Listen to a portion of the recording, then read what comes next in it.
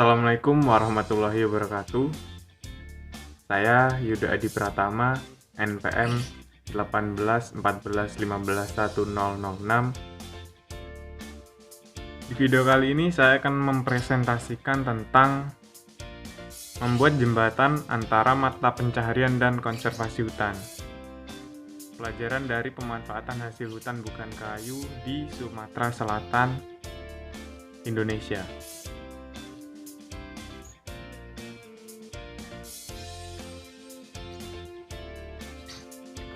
Kata kunci pada presentasi kali ini yaitu yang pertama konservasi keanekaragaman hayati, yang kedua unit manajemen hutan, yang ketiga mata pencaharian, dan yang keempat hasil hutan bukan kayu.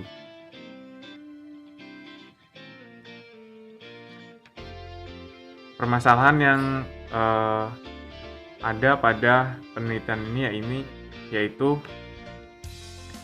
bagaimana ketika intensitas penggunaan hutan konsumtif meningkat, persentase tutupan hutan yang diubah, misalnya dihilangkan, diganti, dan lain-lain, juga mengalami perubahan yang serupa. Nah, hal ini berkaitan dengan konservasi dan kesejahteraan masyarakat di sekitar hutan. Pendahuluan.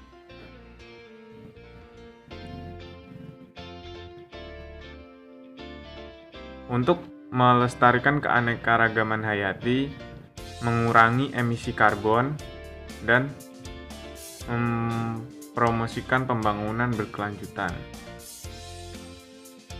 Hubungan antara konservasi hutan dan kesejahteraan orang-orang terdekat hutan menjadi perhatian penting pada penelitian ini. Menyajikan model konseptual untuk mempertimbangkan intensitas penggunaan konsumtif dan persentase perubahan tutupan lahan.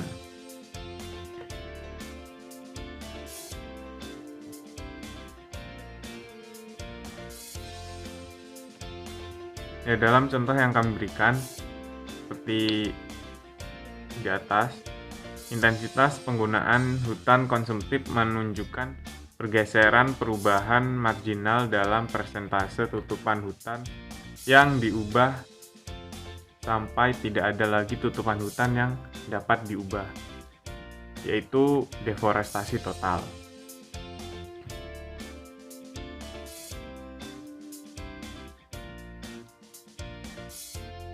Nah, bahan dan metode dalam penelitian ini yaitu Sustainable Livelihood Framework. Yang kedua, Combination of Quality and Quantitative Method.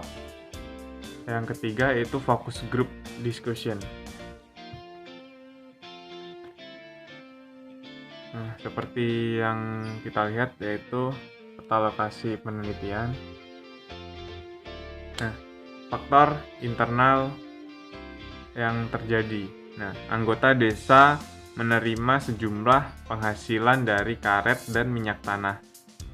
Dan ada beberapa layanan peminjaman uang pribadi. Beberapa orang bekerja secara musiman, membuat rotan dan memanen madu.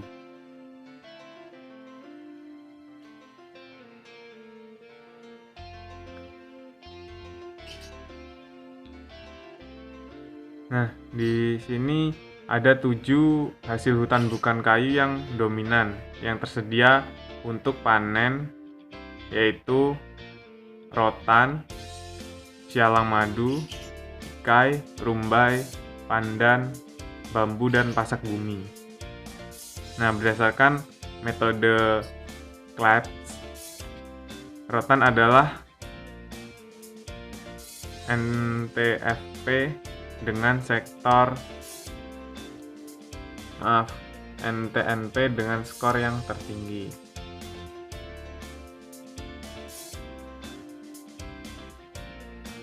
Nah, strategi untuk memastikan mata pencaharian berkelanjutan di kawasan lindung. Hasil hutan non-kayu yang menjanjikan di kawasan lindung yaitu rotan. Kenapa rotan? Yang pertama, rotan adalah hasil hutan non-kayu lokal yang menjanjikan. Nah, pemanfaatannya memiliki potensi besar bagi individu maupun kelompok. Sehubungan dengan aspek ekologis dan sosial pengelolaan kawasan lindung. Dan selanjutnya, kewirausahaan dan inovasi oleh para pelaku di pasar untuk HBK tidak dapat sepenuhnya dipahami tanpa pemahaman yang tepat tentang posisi dan perilaku para pelaku dalam rantai nilai HBK. Strategi mata pencaharian untuk kawasan lindung. Nah, penelitian yang sudah dilakukan menunjukkan bahwa rotan dari pangkalan bulian melewati beberapa tangan sebelum akhirnya tiba di tangan konsumen akhir. Nah, dari tabel tersebut dapat dilihat bahwa semakin tinggi harga produk akhir, dan yang kedua profit margin pada setiap tahap sekitar 25-30%.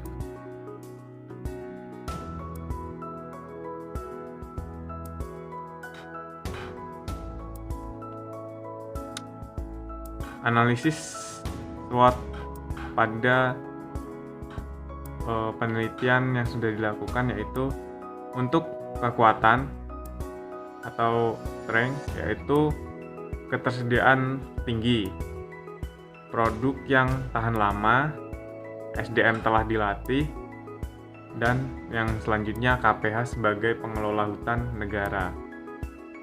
Sedangkan kelemahannya yaitu standar kualitas produk masih relatif rendah, tidak ada budidaya yang intensif, dan kurangnya infrastruktur jalan, listrik sebagai energi dan informasi.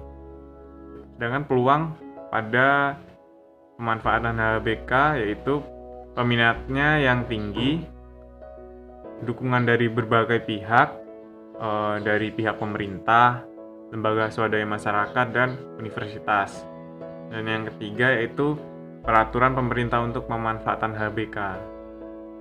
Dan sedangkan ancamannya yaitu persaingan produk sintetis dari Jepang.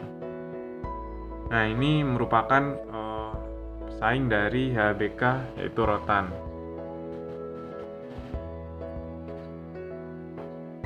Strategi SWOT. Yang pertama, strategi untuk menangani SW atau kekuatan dan kelemahan. Yang pertama yaitu perkuat kerja sama antar KPH dan masyarakat dalam pengelolaan rotan, meningkatkan kualitas dan inovasi, dan meminta dukungan dari pihak terkait dalam meningkatkan infrastruktur, dan yang terakhir lakukan penanaman intensif. Dengan strategi untuk peluang dan ancamannya yaitu meningkatkan kuantitas, kualitas, dan inovasi produk, meningkatkan efisiensi produk, dan mengadakan pertemuan bisnis antar pemangku kepentingan. Simpulan yang dapat diambil dari penelitian ini yaitu diperlukan keseimbangan antara regulasi, penegakan, dan insentif untuk mempromosikan agenda konservasi dan mata pencaharian lokal. Yang kedua yaitu mempromosikan penggunaan hutan intensitas rendah, tidak merusak, yang menghasilkan NTFP bernilai tinggi bagi anggota desa pangkalan bulian.